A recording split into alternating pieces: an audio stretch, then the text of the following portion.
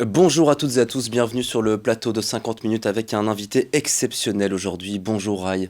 Bonjour, merci de m'avoir invité. Merci à C'est un vous plaisir. d'être ici. On est comblé de votre présence ici à Bruxelles. Vous êtes un ancien footballeur, ancien numéro 10 du Brésil, champion du monde en 1994. Rien que ça, meilleur joueur du siècle du Paris Saint-Germain, meilleur joueur de l'histoire du club tout court. C'est un honneur de vous recevoir aujourd'hui, Rai, sur LN24. On va parler de football avec vous en fin d'émission, mais on va aussi et surtout parler du Brésil, de votre engagement associatif, avant de revenir peut-être sur les raisons qui vous ont poussé à créer cette association Gol de Letra. Pourriez peut-être nous expliquer ce que c'est et ce que cette association fait pour la jeunesse brésilienne, Rai? Bon, déjà, par rapport à la raison de mon engagement, c'est déjà la famille. Mon père était toujours, qui nous ont toujours poussé. Il vient des milieux très défavorisés. Et au Brésil, il y a une super injustice sociale au Brésil. C'est un pays riche, plein de potentiel, mais très, très injuste au niveau social. Mon père a toujours poussé.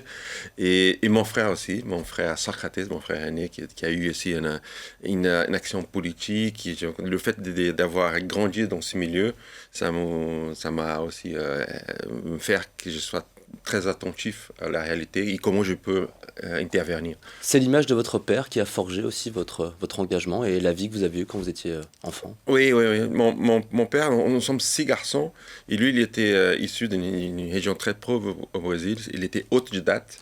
Et à l'époque des premiers enfants, il était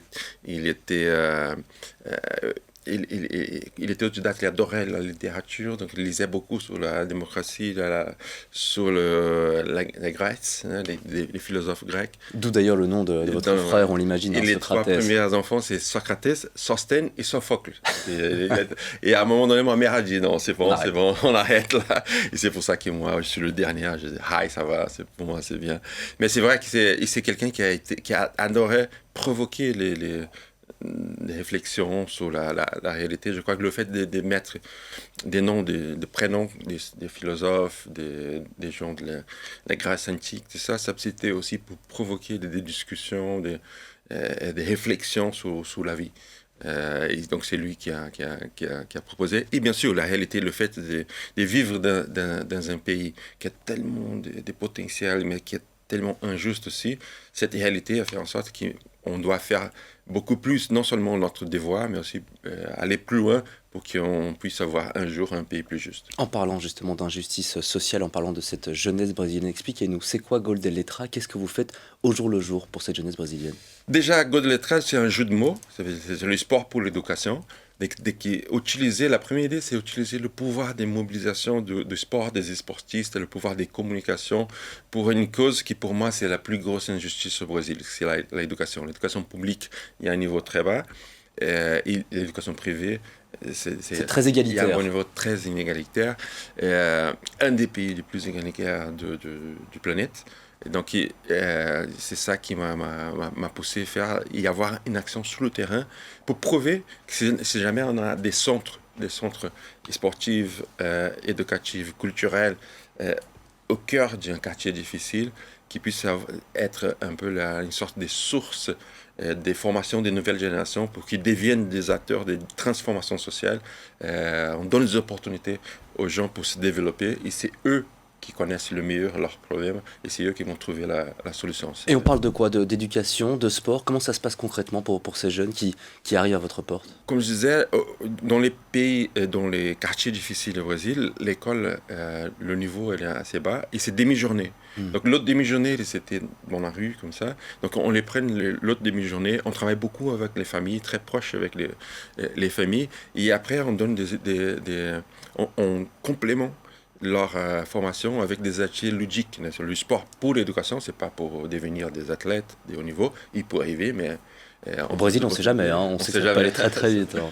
Il y a des activités culturelles, donc le théâtre, la musique, la littérature, et des activités aussi liées au support pour l'éducation en général. Donc c'est des activités ludiques pour faire en sorte, pour ouvrir leurs esprits, des possibilités dans la vie. Et derrière, quand ils sont à partir de, ça c'est 7 à 14 ans, et à partir des 15 ans, on fait des formations plus spécifiques par rapport à leurs souhaits.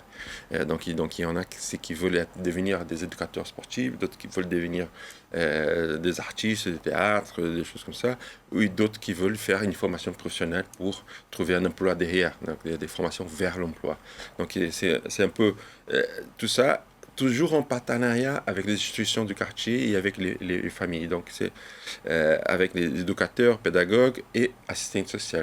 Donc, cette structure fait en sorte qu'on crée un cycle vertueux, une révolution locale, qui les jeunes, après, ont une vision critique de la réalité pour avoir des idées pour changer tout ça. Un cercle de confiance pour permettre justement à ces jeunes de voir au-delà de leur quartier, peut-être aussi les perspectives professionnelles qui pourraient s'offrir à eux. Le 10 décembre 1998, c'est le 50e anniversaire de la Déclaration universelle des droits de l'homme. Rai, vous fondez donc l'association Gol de Letra avec votre ami et ancien international brésilien Leonardo, ancien grande figure aussi du Paris Saint-Germain, actuellement directeur général, si je dis pas de bêtises, du club.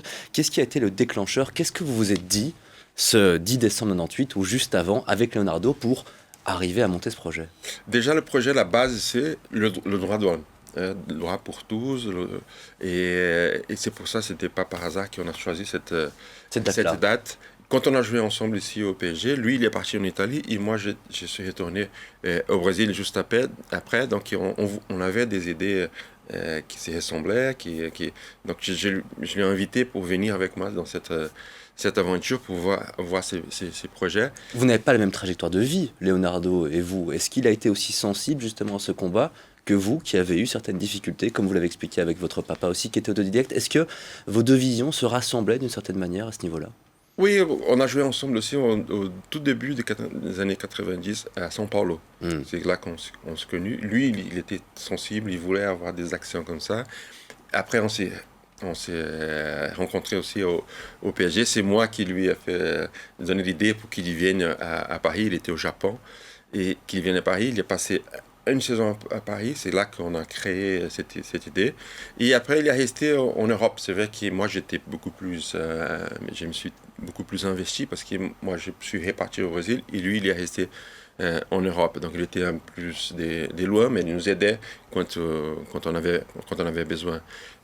Donc, aujourd'hui, bon, il y a plus en retrait, mais moi, je continue. C'est un peu mon projet de vie avec les autres personnes qui nous ont aidés à développer toute cette méthodologie, tout ce qu'on représente. Gol de Letra, aujourd'hui, c'est plus de 25 000 enfants et jeunes sont déjà passés dans nos centres.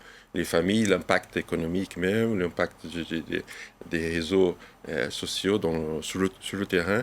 Et on est très fiers de tout ce qu'on fait et toutes les reconnaissances qu'on a aujourd'hui. En parlant de reconnaissance, et avant de venir aux reconnaissances internationales également, notamment avec l'UNESCO, comment est-ce qu'ils réagissent ces jeunes que vous côtoyez, qui se rendent justement dans ces centres pour prendre part à cette association Gol de Letra? Écoutez, la première réaction et le premier impact, c'est déjà quand on a commencé notre travail, leurs parents, ils disaient, oh, c'est Dieu qui nous a envoyé, qui a envoyé Rai ici, Gol de Letra. Et tout de suite après, 2, 3 ans après, les jeunes ont dit, non, c'est notre droit. Ils commencent à avoir une vision critique de leur situation. C'est pas un cadeau que vous leur faites. Exactement, c'est leur droit, en fait, c'est une compensation de toute cette injustice qu'on vit au Brésil. Donc, au fur et à mesure, c'est les jeunes qui commencent à prendre le dessus. Et plus ils ont des informations, plus ils ont une bonne formation, eux, ils ont des idées, ils ont leurs projets. Et c'est ça qu'on fait en sorte de pousser pour qu'eux, après, ils ont des projets autonomes pour faire ces changements. Vous les suivez, ces jeunes plusieurs années après, justement, leur passage? On le suit, pas tous. On est en train aujourd'hui, on a un projet pour récupérer toutes les histoires. Mais par exemple, quand on a fait les 10 ans, aujourd'hui on a 23 ans déjà, mais quand on a fait 10 ans, il y a plein de jeunes qui sont venus. Et on faisait un livre pour raconter l'histoire des 10 ans de Gol de Letra. Il y a plein de jeunes qui sont venus vers nous et disaient, moi je veux être dans ces bouquins-là parce que Gol de Letra a fait la différence dans ma vie. Et moi je veux qu'on parle de mon histoire là-dedans. Donc on sent qu'il y a toute une reconnaissance aussi par rapport à ceux qui sont passés là-bas et qui aujourd'hui quand on a commencé, il n'y avait pas beaucoup de sportistes, par exemple, qui fondaient des associations comme ça, qui avaient des projets sur le terrain. C'est devenu normal aujourd'hui, Et presque, de voir les aujourd'hui, sportifs se lancer dans des fondations il y a au caritatives. Brésil, et après, il y a eu Guga, il y a eu Cafu et Edmilson, plusieurs athlètes qui disent qu'ils étaient un peu inspirés pour Godeletra. C'était un peu notre but au départ aussi, de mobiliser le secteur sportif pour la grande cause que c'est un Brésil plus juste. Vous avez parlé d'une portée d'éducation, une portée culturelle, une portée sportive aussi. On parle souvent du Brésil comme le pays où le football est roi, où le football est religion. En quoi le sport peut-il, selon vous, Rai, être un instrument de transformation sociale pour ces jeunes?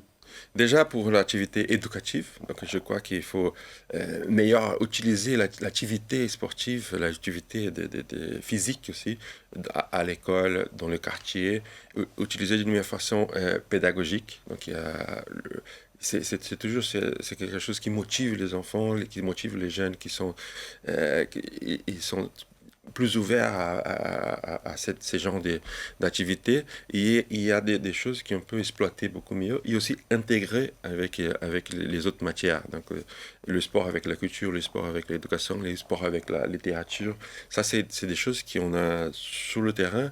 On a construit des pédagogies qui montrent qu'il y a des très bons résultats. Pardon de vous interrompre, mais c'est tout à fait vous. C'est le sport, c'est la C'est réflexion, c'est une certaine intelligence. Vous étiez connu comme, en tout cas réputé comme l'un des joueurs les plus intelligents sur le terrain. Finalement, c'est qu'une réflexion de vous-même, cette association. C'est vrai ça, parce que c'était, moi je savais, quand j'ai commencé au foot, j'ai pu côtoyer des gens qui avaient beaucoup de potentiel, mais qui n'ont pas eu des opportunités dans la vie. Certains sont devenus des grands joueurs, mais une grande partie n'ont pas pu suivre ça, mais il n'y avait pas une formation qui puisse avoir une vie plus digne. Et donc, je crois que cette histoire personnelle aussi, le fait de m'intéresser par la culture, peut-être plus ouvert à de nouvelles expériences, essayer d'apprendre avec les opportunités que j'ai dans la vie. J'ai fait en sorte de mettre tout ça aussi au service des Godeletra. Et c'est vrai que c'est un peu le réflexe, même de mon opportunité en Europe, des échanges. Aujourd'hui, il y a on a des projets d'échange entre les jeunes en Europe et en France. C'est mon expérience aussi que j'ai beaucoup profité ici en Europe. J'ai essayé de donner, d'offrir ça aussi aux jeunes des Godeletra. Vous l'avez bien rendu à l'Europe aussi, hein. C'est en tant que fan de football que je vous parle aussi aujourd'hui, Rai. L'UNESCO a reconnu votre fondation comme modèle d'aide à l'enfant en situation de vulnérabilité sociale. Cette reconnaissance, à quel point est-ce qu'elle est importante pour vous? Bon, déjà, c'est une institution comme l'UNESCO. Et après, même la UNICEF nous a reconnus pour certains programmes qu'on a. C'est très important parce que ça donne aussi cette crédibilité. Et tout ce qu'on a investi au niveau d'énergie aussi, la qualité de travail, on a beaucoup investi sur la qualité de travail. N'importe si on est dans un quartier difficile, si on travaille avec des jeunes qui ont beaucoup de besoins, mais il faut avoir un travail de qualité. Donc c'est un peu, oui, il donne Un cachet de crédibilité aussi. Exactement, c'est très important pour nous. Et aussi, ça sert aujourd'hui parce que nous, on a un projet aussi d'essaimage de notre méthodologie. Donc, quand on a des reconnaissances comme ça, on peut aussi essaimer tout ce qu'on fait dans nos centres. Les deux centres sont Paulo et Rio, pour d'autres régions du Brésil, où on forme des gens pour faire la même chose qu'on fait dans nos centres. En parlant de reconnaissance, Rai, vous avez été reconnu comme l'un des 20 leaders sociaux au Brésil, chevalier de la Légion d'honneur en 2013, des mains du président français François Hollande. Ce souvenir, peut-être racontez-nous ce souvenir, comment ça s'est passé avec cette remise de prix par un président français, comment vous l'avez vécu? La Légion d'honneur, c'est déjà quelque chose qui me touche énormément. Je crois que depuis que je suis venu en France, il y a eu cette identification avec les valeurs qu'on porte la République française, tout ce qui les gens admiraient. Et après, mon parcours en France, je crois qu'il est passé au-delà du terrain. Et donc, au fur et à mesure, cette histoire, cette belle histoire, a gagné aussi Les gens ont accompagné tout ce que je faisais en plus après ma carrière au Brésil pour toute la société, aussi des partenaires avec des associations françaises. Donc j'ai toujours un peu, je rigole en disant que je suis un peu une sorte d'ambassadeur informel qui sert aussi, donc, qui est un peu l'image de cette relation franco-brésilienne. Et c'est pour ça que je crois qu'après, il y a eu cette remise de la Légion d'honneur. Il y a eu d'autres choses à côté. Et je suis devenu, même pendant les Jeux Olympiques 2016 au Brésil, je suis devenu aussi j'ai eu la double nationalité. J'ai eu le passeport français. Et donc j'ai pris ça aussi comme une grande première reconnaissance d'avoir trouvé un espace dans l'histoire d'un club de la capitale en France, mais aussi d'avoir un espace dans la société en Europe. Avant de marquer une première pause, Rai, vous avez été un joueur légendaire, je l'ai dit, numéro 10 de la Seleção, c'est pas n'importe quoi, champion du monde en 94, comme on dit chez vous, en 94, meilleur joueur de l'histoire du Paris Saint-Germain. Est-ce que vous pensez que dans le futur, on se souviendra du joueur de foot, Rai, ou peut-être d'autres choses? Non, je crois que ça va beaucoup au-delà. Et je suis très fier pour ça. Et quand j'ai une petite anecdote, c'est un jeune, un petit, il avait même pas, il n'était pas jeune, de 8, 9 ans, des Godelletra. Moi, je suis allé un jour visiter, moi je vais souvent sur le terrain. Et lui, il me regarde comme ça, c'est toi qui as créé le Godelletra, ça. Est-ce qu'il, moi, il commençait à parler un peu des idées qu'il y avait pour l'association. Et au bout d'un moment, il m'a dit, est-ce que tu as joué au foot? Donc, le décalage. Donc aujourd'hui, j'ai commencé Godelletra en 98. On est déjà 23 ans. Et j'ai plus de temps à Godelletra, dont les participants des mouvements aussi, non seulement Godelletra, l'association, mais aussi des mouvements pour la démocratie au Brésil, des mouvements pour la justice sociale, pour l'éducation. Au Brésil, j'ai fait partie, et plus de temps qu'au foot. Donc je crois qu'au bout d'un moment, bien sûr que le foot marque. Et j'ai essayé aussi d'utiliser ces pouvoirs de mobilisation des forces qu'il y a le sport pour les causes qui moi j'y crois. Donc je suis fier aussi d'être reconnu au-delà du football. On va en parler aussi évidemment de votre pays. On va marquer une première pause dans cette émission avant de parler de football quand même avec vous. Rai, nous allons poursuivre sur le Brésil, notamment sur son sulfureux président Jair Bolsonaro. Restez bien avec nous.